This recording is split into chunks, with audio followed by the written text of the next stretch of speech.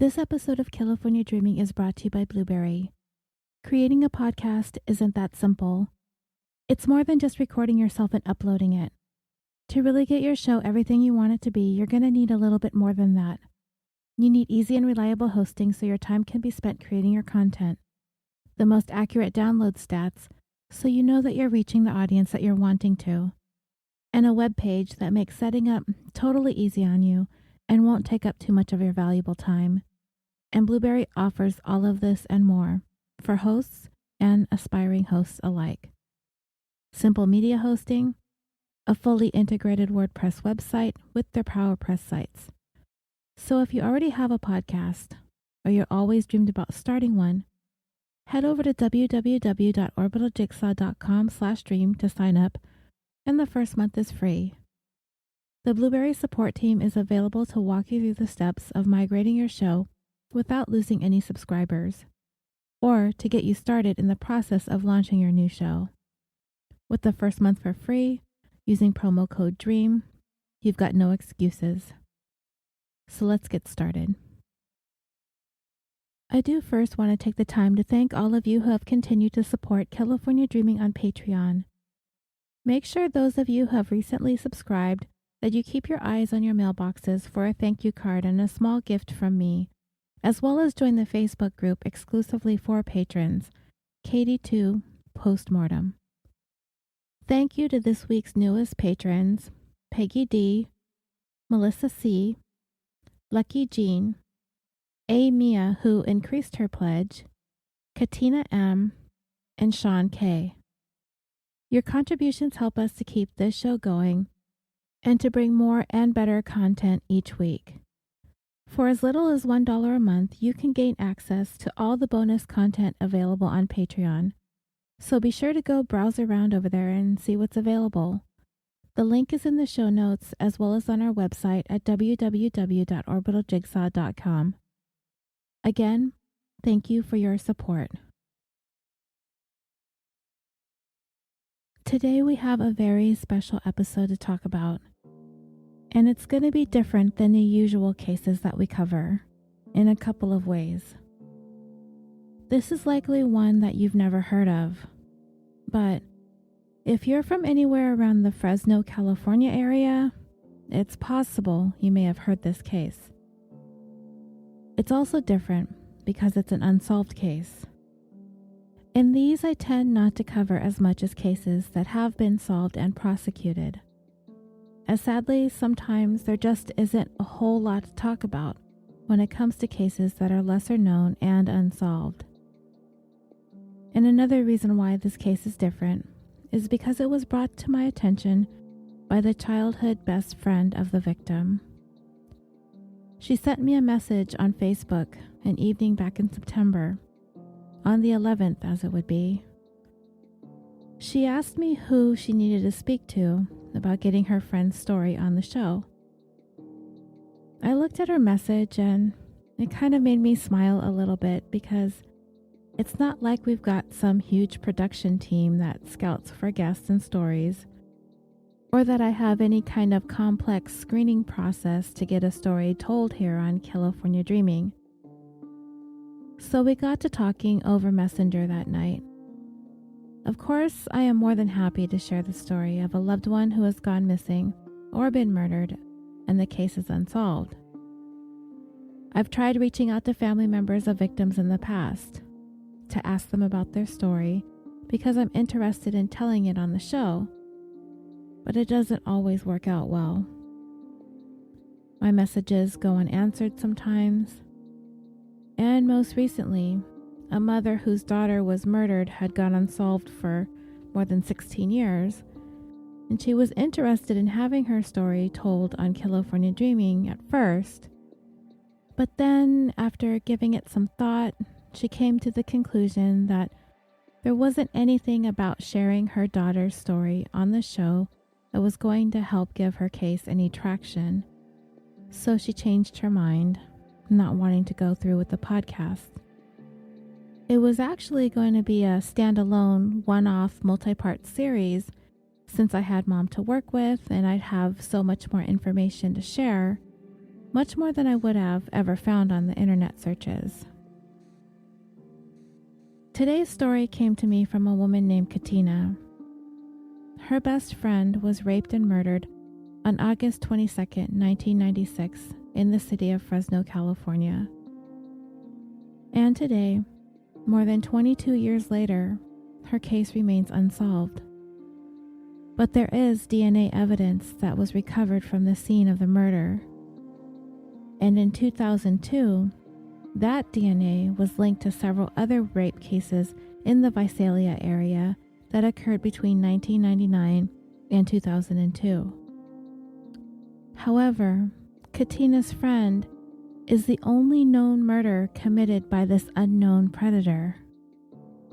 And if you're thinking what I'm thinking, when I first heard the details of this case, it's that in the wake of the apprehension of the Golden State Killer and now the NorCal Rapist, it's that investigators must be on the cusp of possibly linking someone to that DNA very, very soon, hopefully.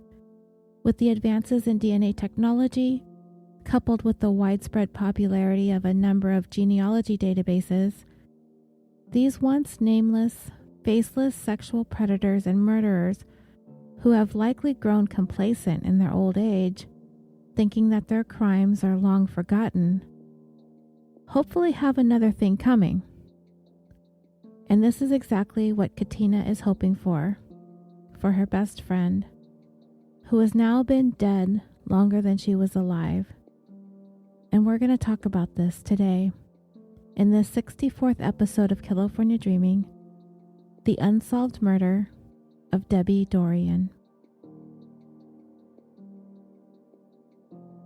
All of the information provided to me today in this story came directly from Debbie's friend Katina, and I'd like to take the time to thank her for answering all of the questions that I asked about Debbie to the best of her ability.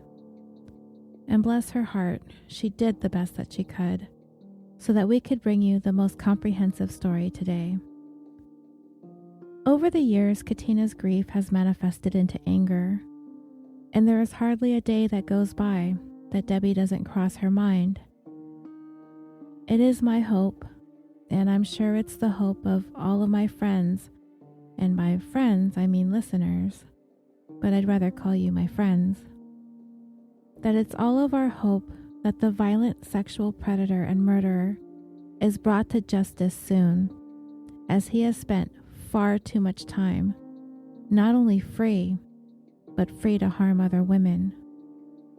And I also hope that this helps Katina and hopefully Debbie's family feel a little bit better that we're able to bring her story to all of you who are so kind to listen, because I know that you do so with compassion and empathy, and I am so grateful to all of you for that.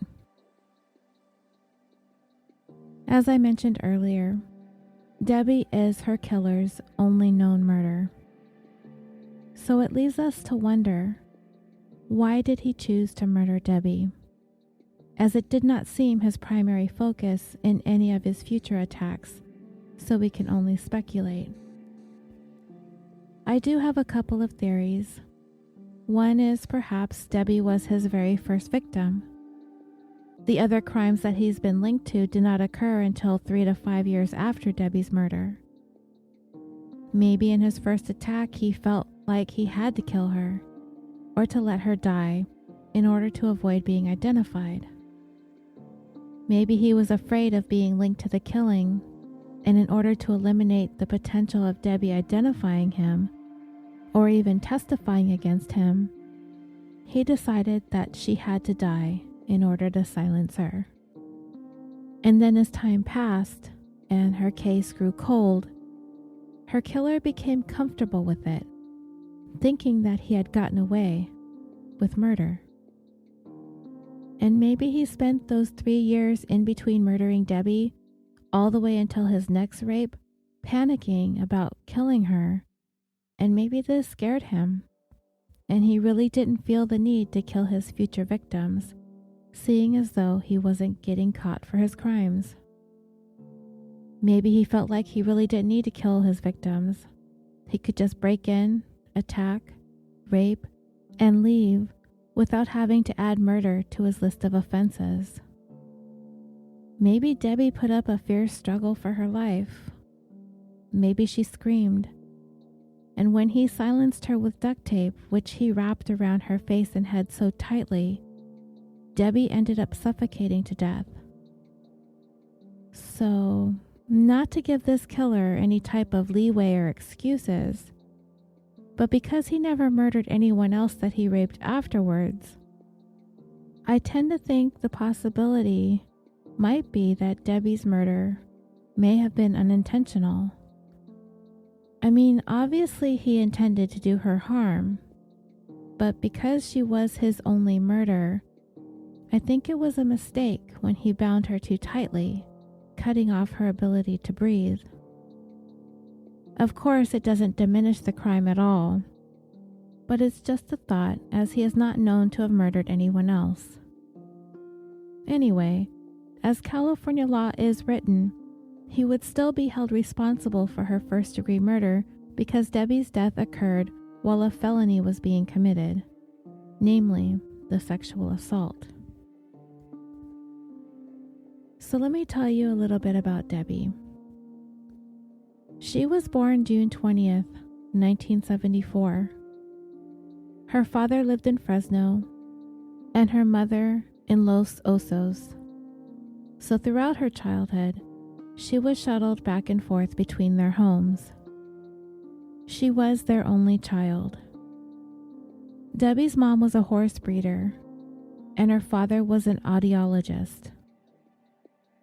Katina met Debbie in 1983 when she was 10 years old and Debbie was 9. Debbie's dad and Katina's uncle were good friends, and she happened to be with her uncle one day when they went to Debbie's dad's house. Debbie was playing in her bedroom when her dad brought Katina in to introduce her as a new friend. It took some time for the girls' friendship to grow. Debbie had a very outgoing personality, and Katina would describe herself as being more on the shy side. To Katina, people who tended to be more on the adventurous side, in her words, freaked her out, particularly when she was young. But eventually, their friendship blossomed, and soon, it was ironclad. Katina described Debbie as being an extrovert to the extreme. She loved being around people so much. As Katina saw it, Debbie was the light in any dark room. Any place she would walk into, she would be the one who brought this positive energy that was otherworldly. I guess we would have had to know Debbie to fully understand how vibrant she was, as it's even difficult for Katina to explain or to put into words what she was like in life. She was so much fun to be around. She was an adventure seeker, and she loved testing her limits. She was a caring young woman with a very warm and loving heart. She was fiercely devoted to her family and her friends. She was hardworking, cautiously optimistic, and loyal to the bone.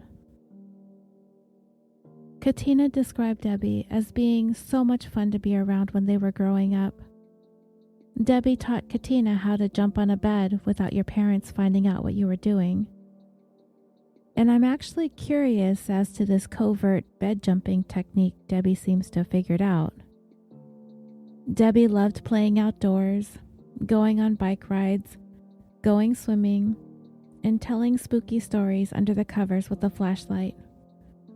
She also liked talking about boys and other typical preteen stuff. She loved reading. She enjoyed collecting stickers and Garbage Pail Kids trading cards. Where are my 80s kids out there? We all had those too, right? Despite their differences, Katina and Debbie did have a great deal in common in other ways. When they got to high school, they both became somewhat rebellious, which of course is not uncommon for many teenagers. but both girls understood their limitations and their boundaries, making sure to never lose sight of what's important and to not push their rebellious natures too far. The last thing the girls wanted to ever do was to cause any type of harm or pain to themselves, to their families, or to their friends. As Katina would put it, it was mostly cheeky kid stuff. They would do stuff like tell their parents that they were going to the movies, but instead they would go hang out at Bob's Big Boy with all of their friends. I remember Bob's Big Boy too. There was one block away from where I would eventually go to high school, but it's a Coco's now. But I was never really cool enough to hang out at Bob's with the popular kids though. Anyway, this was also back in the pre-Starbucks days. Oh, by the way, I am very close in age to both Debbie and Katina. My birthday is very close to theirs, so listening to Katina tell of her times with Debbie throughout childhood and into high school, I almost feel like I was there. But I'm pretty sure I wasn't cool enough to hang out with them either, but I digress. So, before there was a Starbucks on every single corner, the girls frequented a cafe on the other side of town called the Java Cafe. And on the weekends, when Debbie was in town, they would hang out there on Friday and Saturday nights. The place had the best coffee around, and every weekend there would be a different musical ensemble playing.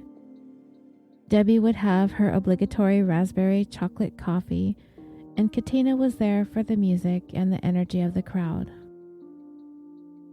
Katina and Debbie did not attend the same school at first, as Debbie was enrolled at school where her mother resided in Los Osos. They would mostly hang out on the weekends when she would be at her dad's house, which was literally right around the corner from where Katina lived. Once Debbie moved to Fresno permanently, the girls did attend the later part of high school together. I asked Katina about Debbie's relationship with her parents, and she explained that Debbie's relationship with her mother and father shifted at different times in her life. During high school, Debbie had moved out of her mom's house and in with her dad, and that's when the girls began attending school together. But Katina never really knew why her friend moved away from mom's. Debbie never really wanted to talk about it, but what she was able to gather from Debbie was that their relationship was strained. But whatever caused that, Debbie did not disclose. Debbie did have a very close relationship with her dad, but according to Katina, she had a terrible relationship with her dad's wife, her stepmother. According to Katina, her stepmom was very mean to Debbie, and she saw it for herself on several occasions. Katina described her stepmom as the epitome of the wicked stepmother, and things always were tense between the two of them whenever Katina would visit. It was super uncomfortable, but being around Debbie's dad was always a delight. Debbie loved him very, very much. Debbie excelled academically in school. She was a good student, she was diligent, and she worked hard for her grades, but she knew how to cut loose and have fun at the same time. Katina used to poke fun at her all the time, teasing her for being a nerd with an awesome GPA, but secretly, Katina's grades were even nerdier than Debbie's, but she managed to keep that to herself. Both girls studied hard, and Debbie really enjoyed school, mostly for the social aspects. She got along well with just about everyone who knew her. She made friends easily in school, and she mostly got along well with teachers. Debbie loved music. Us 80s kids, those of us who graduated high school in the early 90s, some of this is going to sound familiar to you. Van Halen, Bon Jovi, Snap, CNC Music Factory, D-Light, Extreme, The Cranberries, Morrissey, Fine Young Cannibals, Seal, and yes, Katina, I bet you could go on and on. I probably could too. I remember all of those. And I was also into REM, and Pearl Jam, Nirvana, Alanis Morissette, Beastie Boys, Red Hot Chili Peppers, House of Pain, 311, Green Day. I'm like having crazy flashbacks right now. In addition to good music, Debbie loved good food. She loved going to the beach, art, and horseback riding. Her mom owned horses, and the girls went riding several times. They loved driving around, having fun, listening to music, going to the warehouse or to Tower Records. Man, I miss those places. They would cruise the Main, they'd go shopping, and every once in a while they'd squeeze in some time to study. But it was mostly hundreds and hundreds of hours of girl talk. Katina and Debbie did have a break in their relationship during high school, right before the senior prom. A break that devastated Katina. Debbie began associating with a new crowd of people, and they weren't really Katina's cup of tea, as she puts it.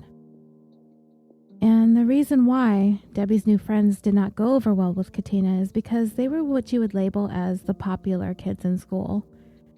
And they were the types that would regularly bully other students. As a result of Debbie's new set of friends, she and Katina drifted apart, and it had even escalated into a verbal argument between the two friends. Katina was hugely disappointed in Debbie for her standing by and watching her so-called new friends bully other kids, and she did nothing but watch. Katina didn't agree with the types of people Debbie was wanting to hang around with, and she even felt as though these new friends were having an adverse effect on Debbie's overall attitude and personality, and it wasn't in a good way. Katina just really wanted no part of this. Debbie graduated from Bullard High School in Fresno with the class of 1992, which happens to be the same year I graduated as well. She would go on to attend Fresno City College and then on to California State University, Fresno, where she had a double major of audiology, following in her father's footsteps, who was an audiologist, and economics. The girls did attend the same colleges, but at different times. And this break in Katina's and Debbie's friendship would last all the way into their second year of college, sometime during the spring of 1995. They did briefly see one another the previous fall of 94. Katina spotted Debbie seated on the grass under a tree at Fresno City College, but she was still with the same group of popular bully friends. Katina had the urge to stop and talk to her. You see, since the last time the two had spoken, Katina had suffered a loss. Her dad had passed away. She wanted to stop and tell Debbie the news, that her dad had fallen ill and died. But when Debbie noticed Katina, she pretended as if she didn't see her and simply ignored her altogether. It was an incredibly painful moment for Katina.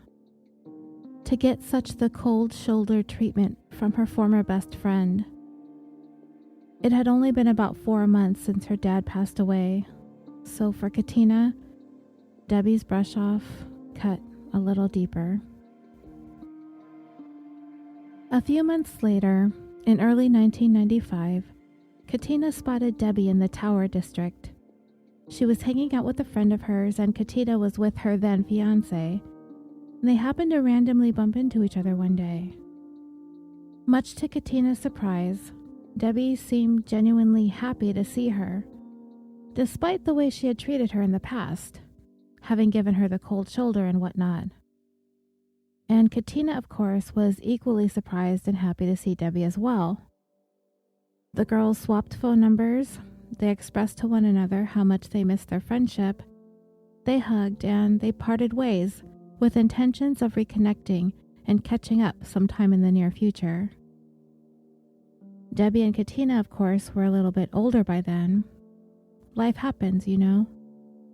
Expectations change, responsibilities shift, and it was obvious the two had gone through their own personal evolution in the time that had passed since high school. Both had grown up. They'd both matured. Katina was able to tell that there was a small sense of hesitancy towards one another, based on how things had ended so badly in the past. But they were going to hopefully be able to push that aside, so they could maybe pick up some pieces of what had once been an incredibly close relationship. However, they came to realize that the relationship they now had once they reconnected was just not the same, which is to be expected. People change, they drift, they evolve. But as time went on, after the second chance at their friendship, it slowly got better.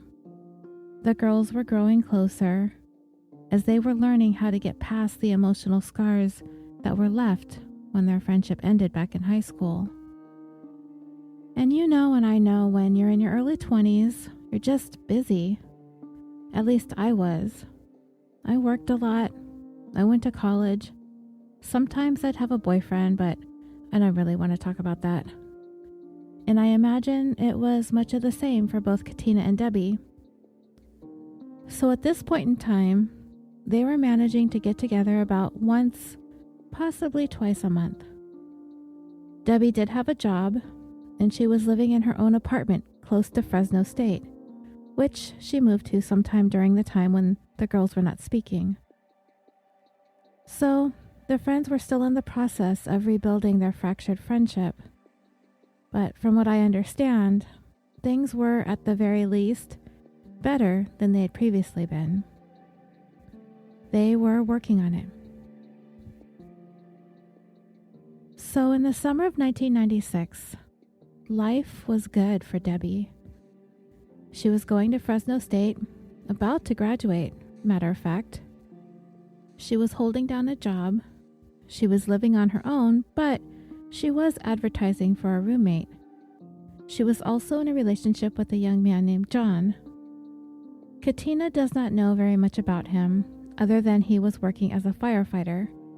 Debbie was very much invested in her relationship with him, and from all intents and purposes, they got along great.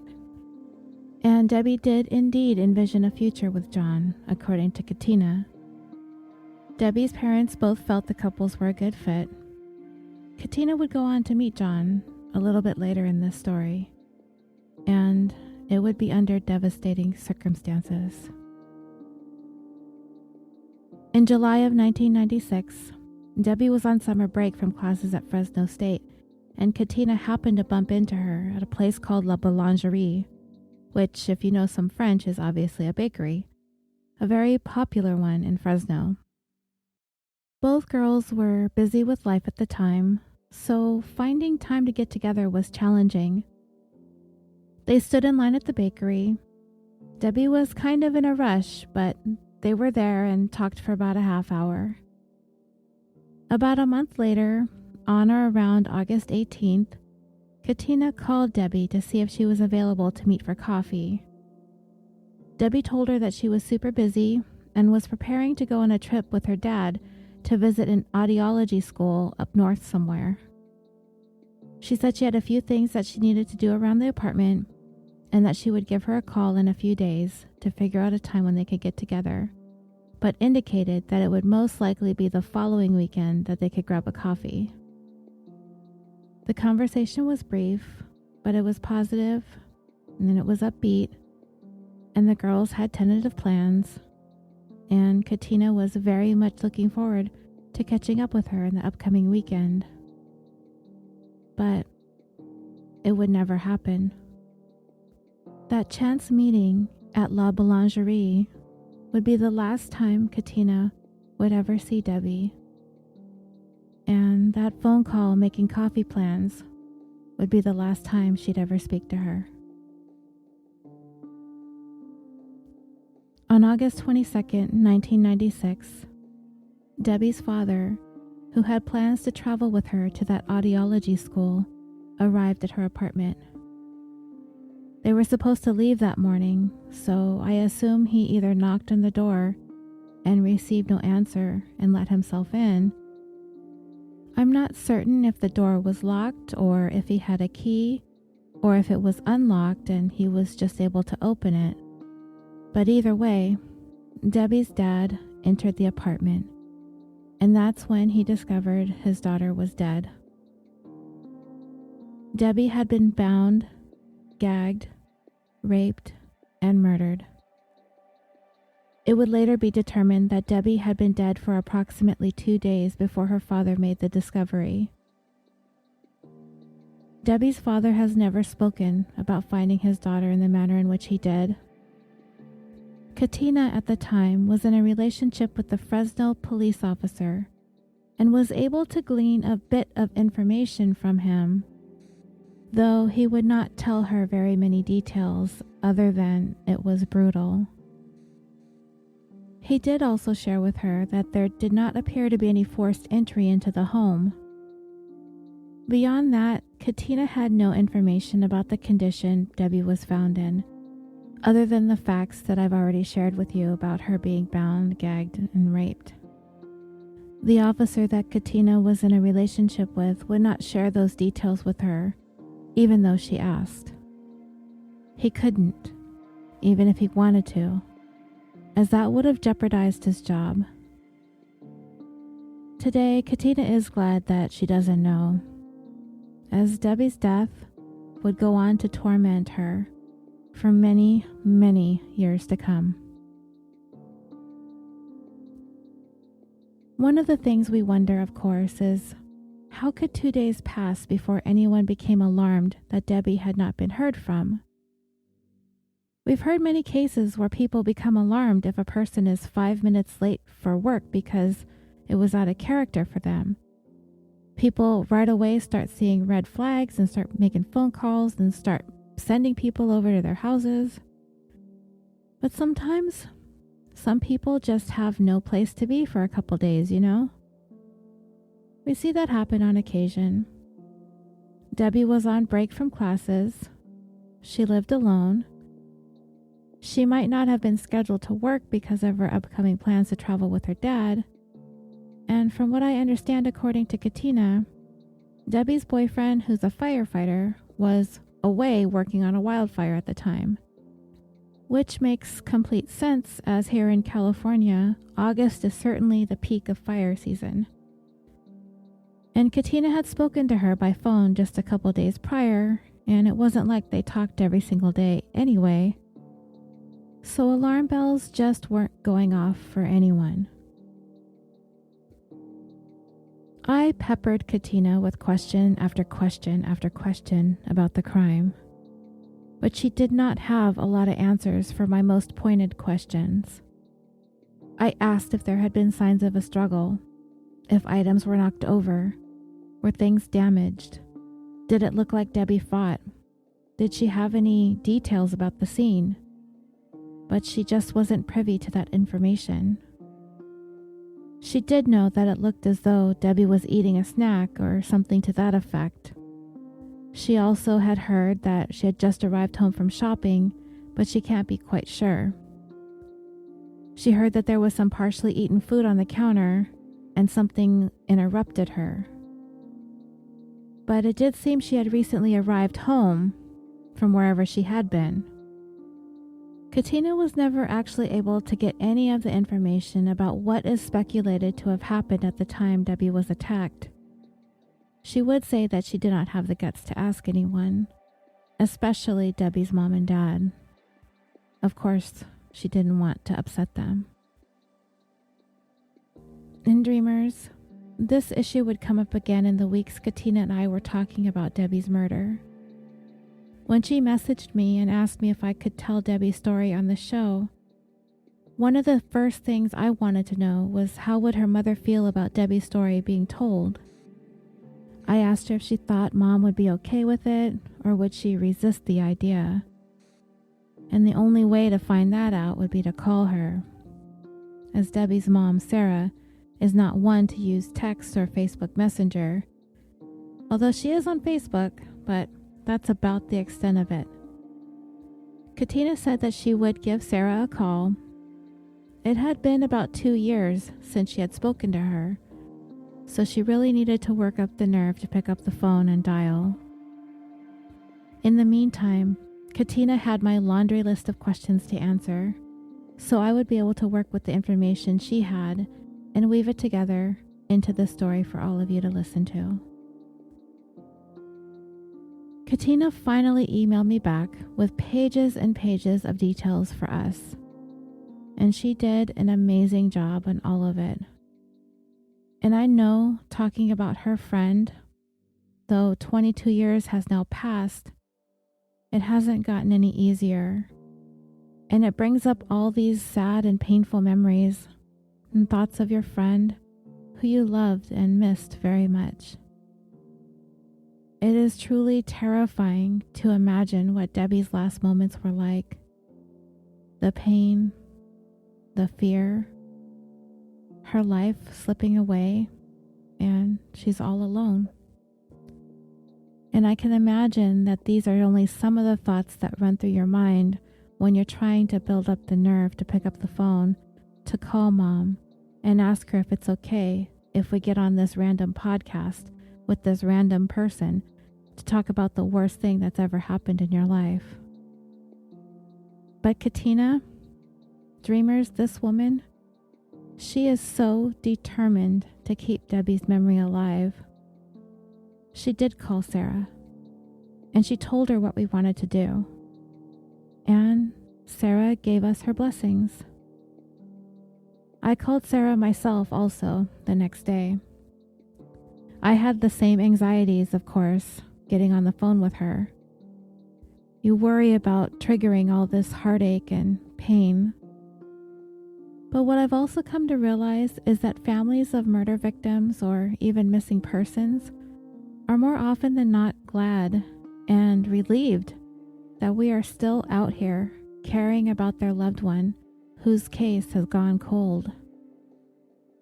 And that was basically my takeaway in my conversation with Debbie's mom. But if I had to speculate, I'd say she seems kind of relegated to the idea that her daughter's case is unsolved, and that's the way it's been, and if that's the way it's gonna be, then so be it. But if there is any hope of finding her killer and bringing him to justice, and if our podcast or anything that can bring any kind of attention to the case or help move it forward, and it certainly can't hurt. I told Katina that my impression is that Debbie's mom seems hopeful, but not hopeful at the same time because of all the time that's passed. The hope is always right there, though. Hope is impossibly persistent. So back to Debbie's case. As I stated, there was no indication that there was any kind of forced entry into her home. It seems as though she allowed her killer inside. According to Katina, ever since Debbie was a child, she was very particular about whom she allowed into the home. She was very cautious about being safe, and she was also very guarded about her privacy. And she would not be likely to open the door to anyone that she did not know. Nor did it appear that anyone gained entry into the apartment while she was out and was lying in wait while she walked through the door that day. However, if you remember, I mentioned earlier, Debbie was actively searching for a roommate. It's been speculated that perhaps she was expecting a potential renter to show up and look at the place, and she let her guard down momentarily. So, because Debbie was known to be careful about who she opened the door to, her family and friends don't think it was a complete stranger that just happened upon her door and she let him in. That she must have been expecting someone, even if it was someone that she didn't know. It was someone that she was expecting. It doesn't seem that anyone heard anything untoward going on in her apartment, so that would possibly indicate that Debbie was overtaken by surprise and very quickly. I again peppered Katina with a plethora of questions about the crime, for which she just did not have any answers. she just wasn't privy to the details, and I'm thinking not very many people have been over the years that the case has ended up growing cold. Investigators often keep specific details close to the vest as to not compromise the investigation, especially when questioning potential persons of interest. I did ask Katina about all those questions. If anyone heard anything coming from her apartment, did anyone hear a struggle or a fight or a scream for help? Did anyone passing by report anything? Did anyone see anything or anyone suspicious outside the apartment? Did anyone see a suspicious vehicle? Was anything stolen from Debbie's apartment? And Katina did not have this information, and if investigators know anything, or if Debbie's parents know, they are not making that information public, which is understandable, like I said, in order to maintain the integrity of the investigation.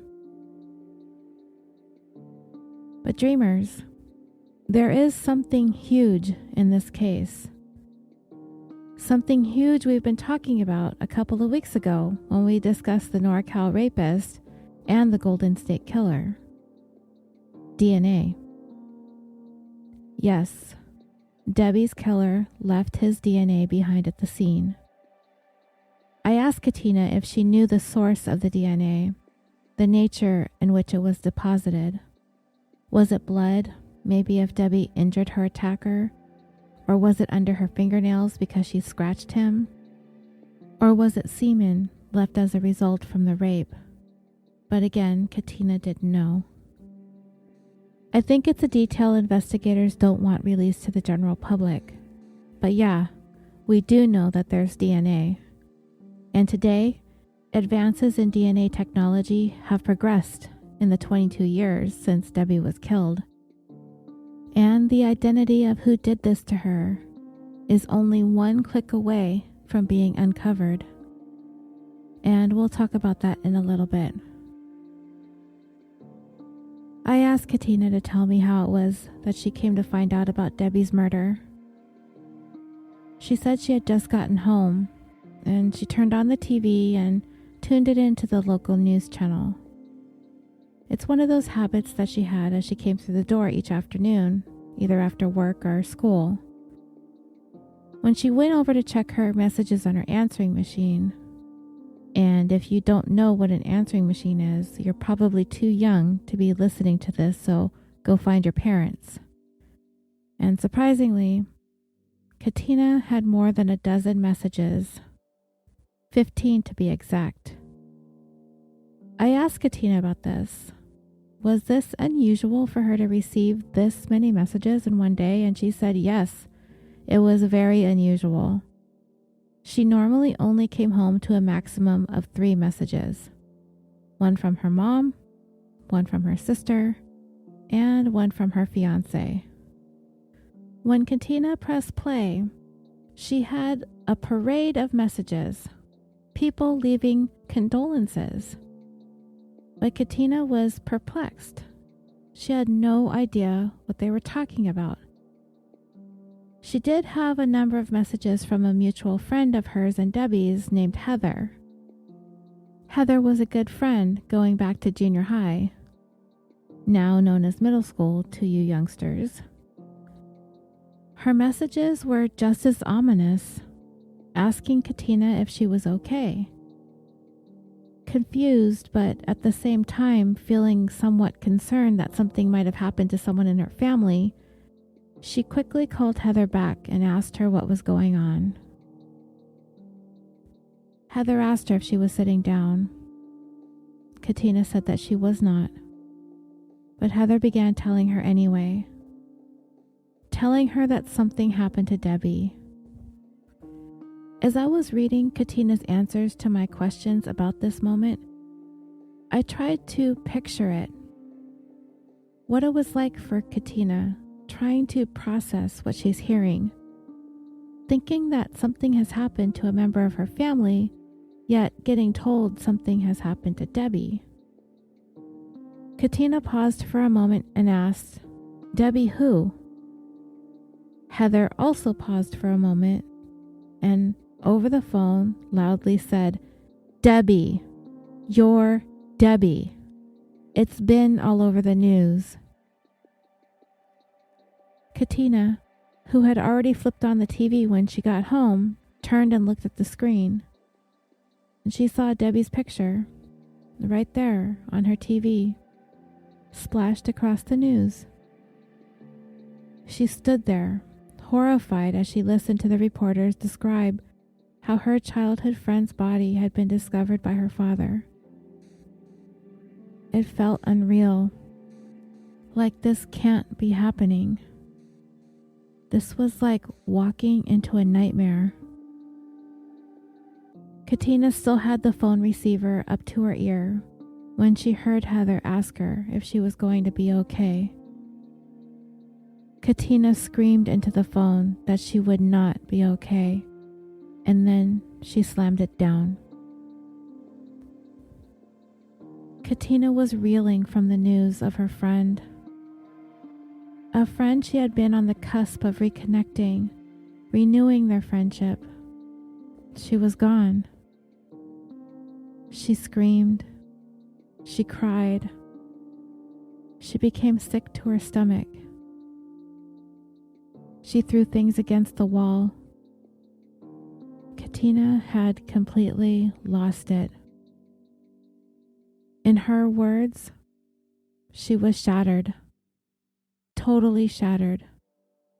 And the more she watched the news coverage of Debbie's murder, the more sick she became. And then she saw the county coroner on the news wheeling the body bag containing her friend out of the apartment. Katina fell apart very quickly. Debbie's parents, Sara and Peter, laid their only child to rest in Ararat Cemetery located in Fresno. Her casket was closed during her services because the damage to her body was too extensive. For Katina, this whole experience was very surreal. I asked her to describe for us how Debbie's parents were in the wake of their child's funeral. She described Debbie's father as being a man that was shattered, just destroyed. Having been the one to have found his baby girl in the manner in which he did, battered, violated, murdered in her apartment. He has never been the same. As we can only imagine, something as horrific as this could easily ruin a person forever. To this day, Debbie's father still cannot find it within himself to even speak a word about her. He's kept it all bottled inside for 22 years now. And Katina is under the impression he wants little or nothing to do with the investigation any further. Debbie's mother, Sara, however, has been able to cope with her death with a bit more openness and is passionate about this case continuing to be examined and re-examined. Both Katina and I spoke to her prior to moving forward with this story, and she was willing to allow us to tell what happened to her child all those years ago. She is very, very sweet, and of course, absolutely did not deserve to be made to live out her life without her daughter. Nobody deserves that. On the surface, Sara came across as filled with hope that the story, or any kind of attention brought to Debbie's murder, could possibly jar loose some old memories or ignite someone's sense of decency, to dig at their sense of humanity, to awaken somebody's conscience. But I will say that there was a part of me, as I listened to her voice come through my phone, that I couldn't help but feel some tinges of despair and resignation. It's really hard to describe. It's as if living with Debbie's murder being unsolved is the way life has been for 22 years. And if that's the way the story ends, then that's the way the story ends.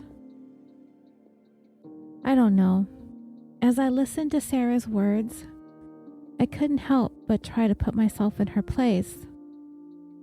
After 22 years of nothing, does one simply grow weary of fighting, of hoping?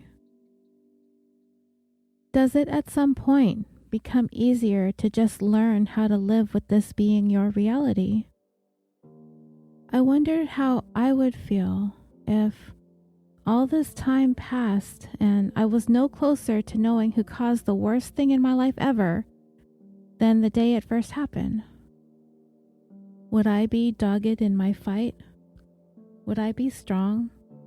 Would I be persistent? Would I never give up?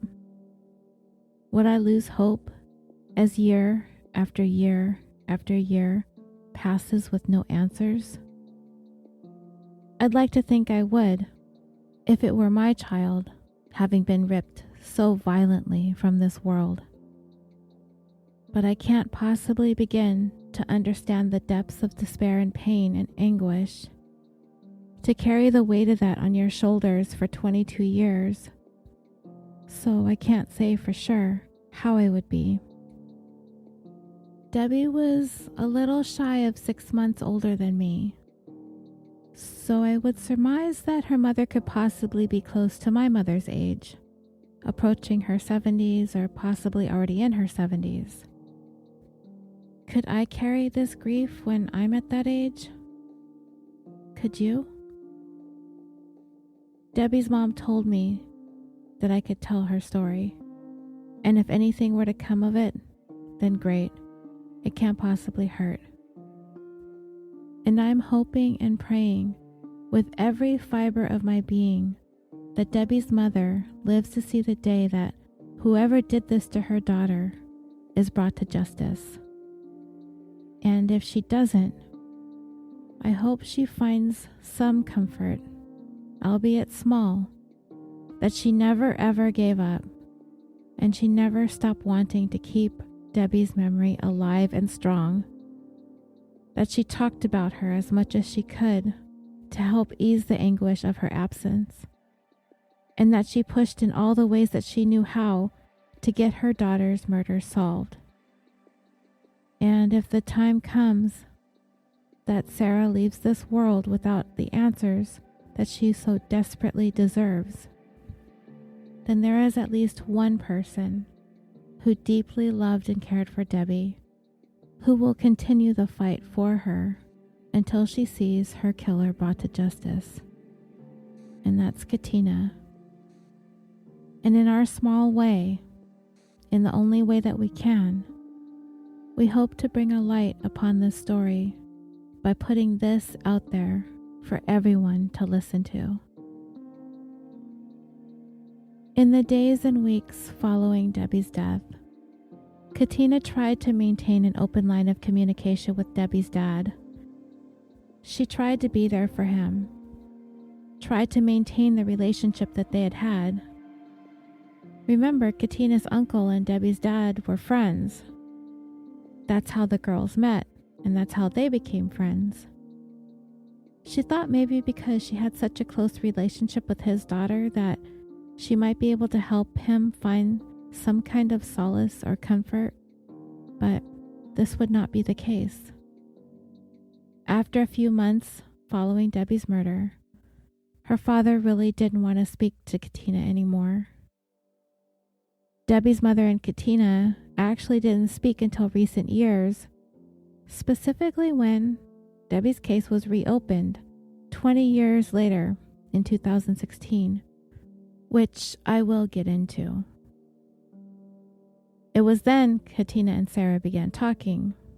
They connected on Facebook, and now conversations between them are few and far between, but they do keep in touch. Actually, when I was contacted about this case, I was asked if there was any way to get in touch with mom or dad to make sure that they would be comfortable with Katina and I working on bringing you the story. Katina said that she would be able to give Sara a call, but she really wasn't able to bring herself to do it right away. I mean, I didn't want to push Katina into calling her, and we don't exactly need mom's permission to talk about her daughter's case. but it is nice to know when you have the blessing of the family, which is what I wanted. And Katina, bless her heart, when she finally emailed me all the information that she had about Debbie's life and her death, she finally built up the courage to give Sara a call, and she was on board with us. When Debbie was murdered, there was sustained and substantial media attention in the Central Valley area of California, but as time passed, like many stories such as Debbie's, the media tends to move on. But 20 years later, in 2016, two of the detectives, Bob Chiotis and Vince Zavala, who worked on Debbie's case from the very beginning and had since retired, decided that they were going to come out of retirement and reopen the investigation of this case that has haunted them for 2 decades. Of course, they are hoping for the advances that have been made since in DNA technology to help them in their renewed examination of this case. I can only assume now that 2 years later, after a couple of high-profile cold cases in California having since been solved via DNA matches made through public genealogy databases, that these detectives could possibly be looking in that direction as well. Detectives have stated it is not likely that the person who left the DNA evidence has been incarcerated in California because they would have been compelled to submit a DNA sample at the time that they were processed into the system, and no matches have been found in that database. Of course, these may be more of those things that obviously need to be kept close to the vest for obvious reasons. And if Debbie's mother is privy to information that is not made public, then she's doing the same and keeping it to herself. So everything that I've presented to you here today is nothing you can't find online. Or if you're lucky, like I am, to have gotten to know Katina over the past few weeks, we have her personal story of her life with Debbie, and she's been so kind and open to share with us, because we all know that this isn't easy, but it's important. So when the announcement was made 2 years ago at a press conference, Fresno Police Chief Jerry Dyer joined the 2 retired detectives and Debbie's mom in speaking to the media. Of Debbie, her mother said, quote, "Her life was cut short by evil people who caused her so much pain. The person or persons who killed my daughter are still free and continue to harm young women. And these 2 men," referring to the detectives, "have taken her case to heart," unquote. According to published articles about the case, the suspect is believed to be a white male who would today be in his 40s or 50s. He is believed to be about 5 foot 10 inches tall, or 1.7 meters, and weighing between 180 to 210 pounds, or 81.65 to 95.25 kilograms. But he's also been described as having a slim build as well. He seems to have either blonde or gray hair. He wore either a hooded sweatshirt or some kind of covering like a bandana or a scarf over his lower face, and he had a handgun. But detectives have not released sketches of the suspect that were made back then because of the possible changes in his appearance over the years. The perpetrator or perpetrators was somehow able to ascertain that the victims were alone and were able to gain control of the victim by brandishing their handgun. Interestingly, authorities have said that they believe that there were others present when Debbie was killed. Now, I'm not certain what they meant by that, but when I read that detail, it kind of sounded strange to me. I don't know why. It might be because when I think of a serial rapist, I tend to assume that there is only one person involved in the crime. And as far as I know, there has been one DNA profile developed from this crime scene. And if there was somebody else, like a lookout or an accomplice, would that person or persons been able to keep this secret all those years? When I spoke to Sara, she told me that she thinks that it's possible that someone who used to know Debbie's killer, maybe even an ex-wife or an ex-girlfriend that has since moved on, that maybe one of them may come forward if they are reminded of this case, that they might want to talk to detectives now that so many years have passed, and they are no longer intimately connected with the suspect. According to the two detectives, there were many leads that, due to change of directions within different departments, they weren't able to finish. Plus, they told the media at the press conference that they had some people of interest in mind, and they were prepared to pursue those leads. And they echoed the same sentiment Sara expressed to me, that as time passes, loyalties dissolve, consciences develop, and perhaps somebody knows something that will give them the information that they need to put this puzzle together. I've mentioned that Debbie's killer had been linked to a number of rape cases that occurred in the Visalia area between 1999 and 2002, 3 years after her murder. The assaults all took place either in the late evening after 7:30 p.m. or in the early morning before 10 a.m. The assaults that he's been linked to took place on the following dates and times. On July 20th, 1999 at 11:40 p.m. September 26th, 1999 at 7:45 p.m. April 3rd, 2001 at 10 p.m. October 26th, 2001 at 6:45 a.m. January 4th, 2002 at 6:35 a.m. January 27th, 2002 at 6:25 a.m. August 23rd, 2002 at 10:42 p.m.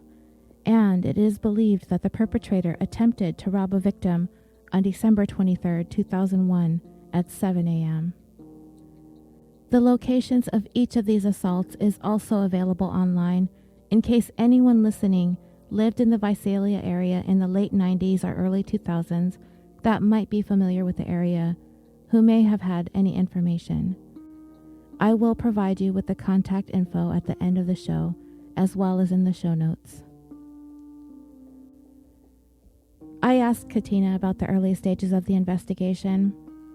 She told me that she was questioned briefly about any information that she may have been able to provide, and she told them what she knew. They asked her if she knew anyone who may have wanted to do this to Debbie, but of course, nobody came to mind. Who in Debbie's world would want to do something like this? They asked about Debbie's boyfriend, but Katina unfortunately didn't know him that well to be able to have made any kind of assessment as to what she thought of him. And she actually didn't meet him in person until the day of the funeral. Remember, her relationship with Debbie was on the mend at the time. They were in the process of working on their relationship, and it just so happened to be during a very busy time in both of their lives. Back in 1996, it wasn't like it is now. Not everybody had a cell phone at the ready. Social media wasn't a thing yet. So keeping in touch meant a lot of phone tag and coordinating schedules to get together. I mean, we still have to do that now if we want to get together with our friends, but in between lunches or coffee dates, there can be lots of messaging and texting going on in the interim, but not so back then. The initial suspects in the investigation included Debbie's father, her boyfriend, and there was another person of interest police investigated, but all were ruled out following DNA analysis. I don't know exactly how in-depth the people on the periphery of Debbie's life were investigated, or how far out from her immediate circle of friends and family police looked, but I can only assume these detectives, seeing as though they were coming out of retirement some 20 years after the fact, that they had put their heart and souls into this case. After all, they could only work with what they had at the time. So now, with technology and time on their side, fingers crossed that they're able to bring about some new leads to track down. Over the couple of weeks that I was speaking to Katina about this case, I know that it dredged up some very painful memories for her. In order for me to weave this story together for you listening, I asked her if I could email her a series of questions. Some were very pointed and specific about Debbie's life and her death, so I would be able to paint a very vivid, a very human picture of her for all of you. Some of the cases I've told over the past year have really touched us, haven't they? Sometimes they move us to tears, and I'm no exception. Most recently, we talked about Gwen Araujo. We talked about Emily Doe. We talked a little bit about Elliot Rodger.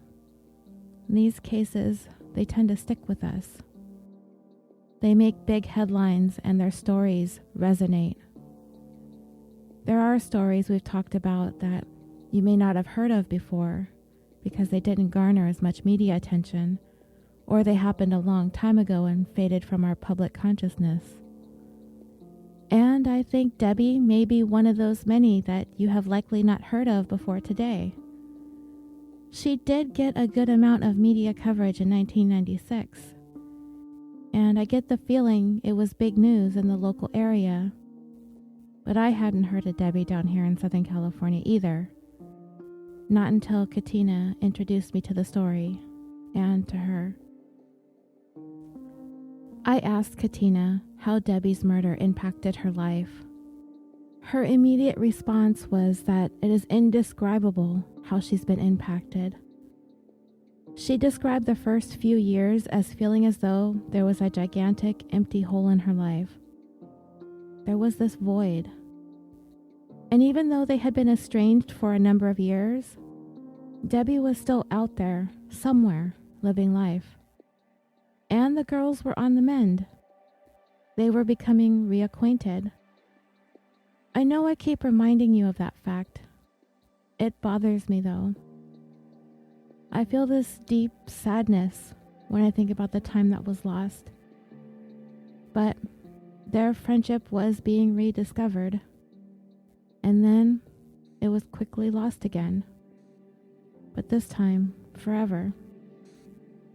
Katina made it clear that their breakup in their friendship devastated her. The company that Debbie was keeping, the fight they'd had over it, and the years of not speaking or not seeing one another that followed after having been so close. Debbie's death, her being gone, not being in this world anymore, caused Katina this feeling of uneasiness, which persists to this day. Not having Debbie in her life is a void that has not been filled, and made all the more difficult that her killer is still out there, free to live his life how he chooses. For Katina, I feel that unease, not knowing who it was that did this to her. But it also makes me angry. It reminds us of the unfairness in life sometimes. Debbie was a young woman who had done nothing wrong in her life. She had never caused anyone any kind of pain or suffering. She was on the verge of finishing school and moving on to follow in her father's footsteps in the career path that she was pursuing. She was in a good relationship with a man who cared about her. She had parents who adored her, and she had friends that loved her and continue to love her to this day. And Katina is one of them. She is still here being her voice to stand up for her after all these years, because I'm certain that if it was the other way around, Debbie would have done the same for her. Not a day goes by that Katina doesn't think of her friend. And since the day her message popped up on my Facebook, there hasn't been a day that I haven't thought of her friend, and Katina as well. Katina is persistent. Once I told her that I would be honored to share Debbie's case with my dreamers. She's messaged me nearly every day. I emailed her so many questions that I wanted answers to, and she would check in with me after a day or two had passed to let me know that she was working on them. And I know it was a lot to have to answer. I may be the one telling you all this story today, but really, I am only the vehicle bringing it to you. Katina told the story. She brought Debbie to life for me, so I could bring her to life for you. Debbie's death abruptly ended what her and Katina had been trying to work on. I can feel the hurt and the guilt that Katina feels when I talk to her about it. I don't think that those feelings are uncommon. However, I haven't experienced the loss of a best friend like this. I've lost family, but not friends, knock on wood. Another strong theme in Katina's life, as it relates to Debbie's death, is her feelings manifested into anger over time. And this led to a fall, a spiral into deep depression. 6 months after Debbie's murder, Katina was sexually assaulted at a party. These overwhelming feelings of having no control over her own life took over. She felt like she was out of control. I asked her if she wanted to omit this part. She had sent it along with her email. It's so personal and so intimate, but she's comfortable leaving her experience in the narrative because she doesn't want to be afraid to talk about it. Prior to being murdered, Debbie was sexually assaulted, and then Katina. And it feels like we are hard-pressed to find any person who has not been assaulted in some way, shape, or form nowadays. I was getting overwhelmed with it just a couple weeks ago when we talked about Emily Doe. And then we followed that up with a short discussion about the Golden State Killer and the NorCal Rapist, and then Bill Cosby. And then we've been bombarded with this coverage of the Brett Kavanaugh hearings. And now we're back to discussing Debbie and Katina. A week or so ago, I began to think that this was just too much. And it's part of the reason why I went with the ghost ship fire story, just to move away from the topic for a moment. But you know, I really don't need to do that. This is something that's been swept aside for long enough. I feel Katina's anger when I think about this killer out there attacking women and hasn't been stopped. And I've let my frustrations come out in several of our episodes in the past about how I feel about certain perpetrators.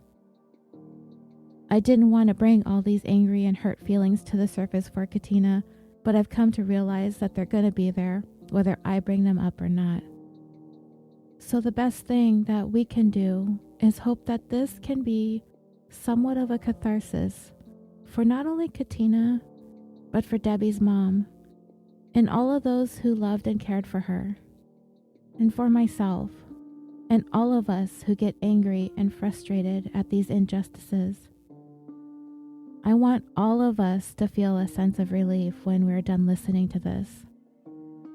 And if we could just get one person to listen to the story, or one person to share it with another, or one person to be able to open up about their own trauma, or one person who knows something to pick up the phone and say something, then all of this will not have been done in vain. Today, Debbie's mother is still out there, fighting the fight for her daughter, hoping to see her killer behind bars soon. She is not a huge user of social media, and she doesn't text. She is aware of what a podcast is, but I'm under the impression someone would have to get on a device for her and show her what to do and where to go. Debbie's father has retreated from the investigation and does not speak openly about her, nor did he participate in the press conference 2 years ago when the case was reopened. If it weren't for Debbie's mom, it's likely that this case may never have reopened. She is one of those lucky cases, if you can find anything lucky about this. She's lucky to have two detectives that did not allow Debbie's file to sit on a shelf and collect 2 decades of dust. Though Katina does feel as time went on, they did need to turn their attention away from Debbie's case. In the beginning, they did everything that they could, but after a while, things just stalled. I get that.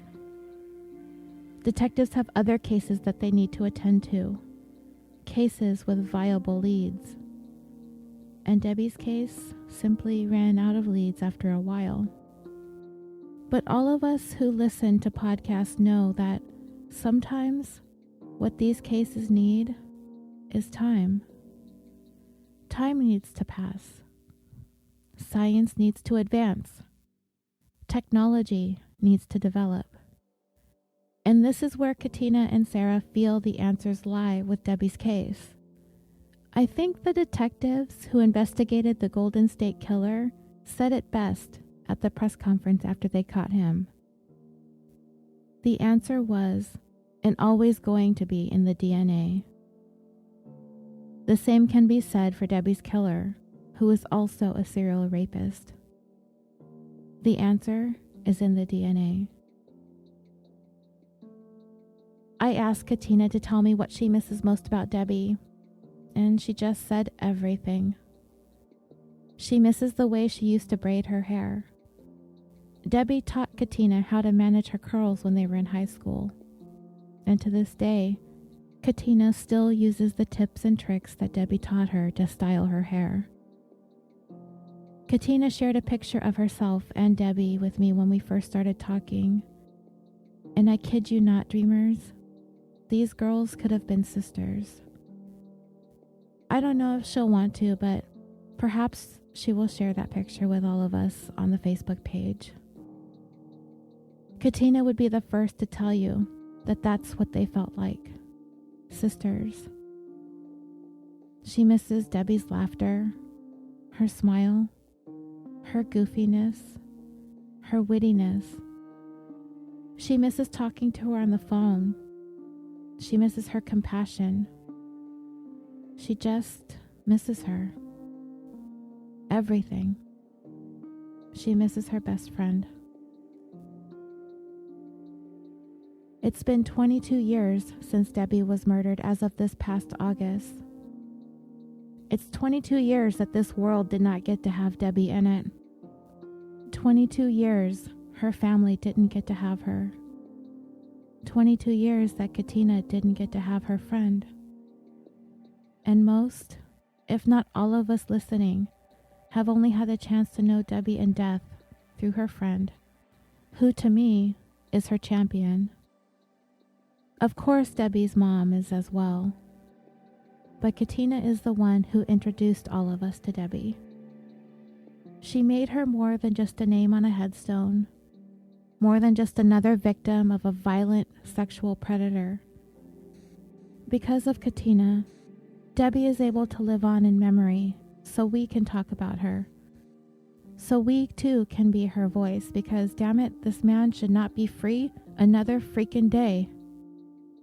I got on social media and I begged everyone that I could think of to please help me spread the word about this story of this episode. The moment I received Katina's message, this case started picking away at me from the inside out.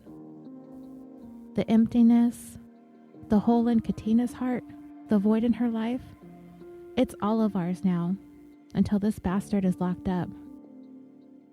Debbie is dead, yes. But the lives of those who loved her and had to live with her killer still out there lurking around has destroyed them. It destroys all of us in one way or another. Katina survived her sexual assault. She survived, and thank goodness for that. But for the years following, her life was a nightmare. She dropped out of college, choosing to travel for a while, just to get away. And Katina was raped, and she became pregnant as a result of that rape and terminated the pregnancy And I don't often ask much of anyone listening, but I fully expect everyone to treat Katina's candidness and honesty with respect and compassion. This is not what we're here for. And if anyone so much has anything disparaging to say on social media towards Katina, you will be asked to leave the discussion. Anyway, in between all of this, Katina found herself in an unhappy marriage to a man that she could only describe as a total jerk. In the early 2000s, Katina developed uterine and ovarian cancer, and this led to having undergone a total hysterectomy. A year after that, she was diagnosed with breast cancer, resulting in a single mastectomy.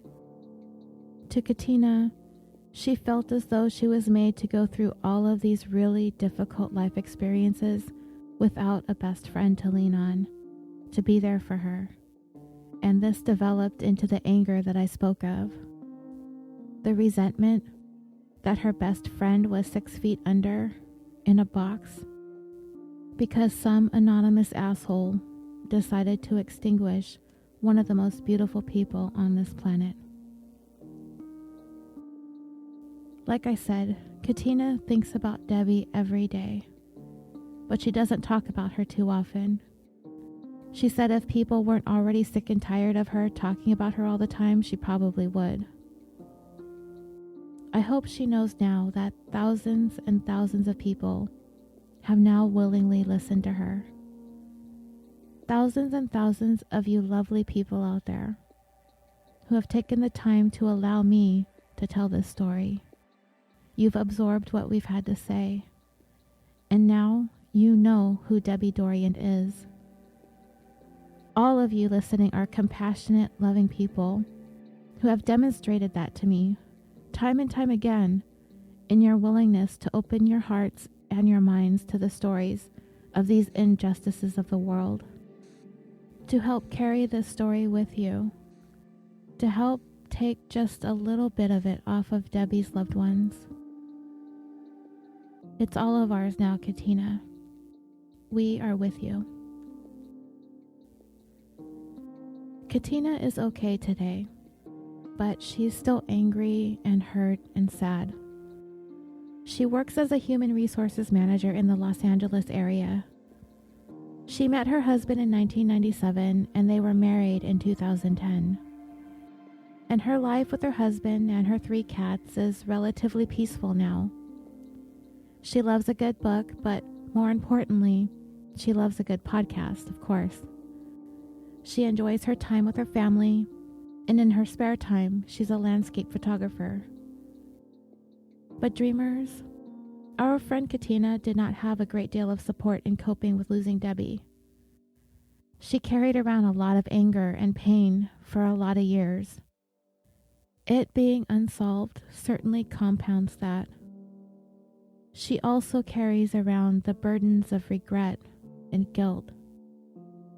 She deeply regrets the argument that the two of them had in high school that led to them severing their friendship for some years to come.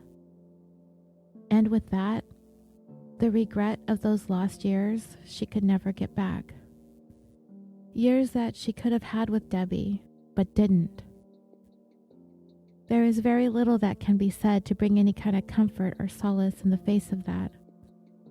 But what I can say is that at least things were on the mend when Debbie did die. And you did have that time to talk to her, and to be with her, and to hug her. At the very least, there was that. Though it was fleeting, at least you two had that. Katina carries the burden of guilt. Feelings that somehow the trajectory of how things happen would have changed or shifted if their breakup never occurred. Katina thinks of what could have happened differently in a parallel universe, where the girls stayed friends instead of having that fight and going separate ways. That she would have been with Debbie. That she likely would have been a roommate. She wouldn't have been alone. And she wouldn't have died alone. That Katina would have been there to protect her friend. I explained to Katina that I did not feel like this guilt was hers to bear. I could not possibly say something cliché like everything happens for a reason. No, there's no rationalizing murder. All I could tell her is that there is only one person responsible for Debbie's death. One man. She has been on a mission to keep Debbie's memory alive, and now she's got her little army of dreamers right by her side.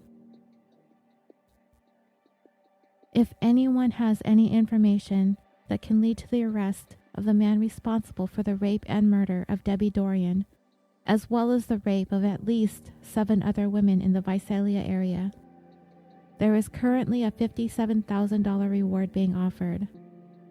Anyone with any leads or information or tips is asked to call Crime Stoppers at area code 559-498-7867.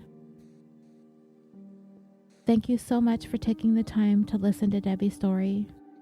And to everyone who has shared this episode, especially all of the hosts who kindly offered to help us spread the word about this case, thank you. Thank you from the bottom of my heart. Until next time, sweet dreams.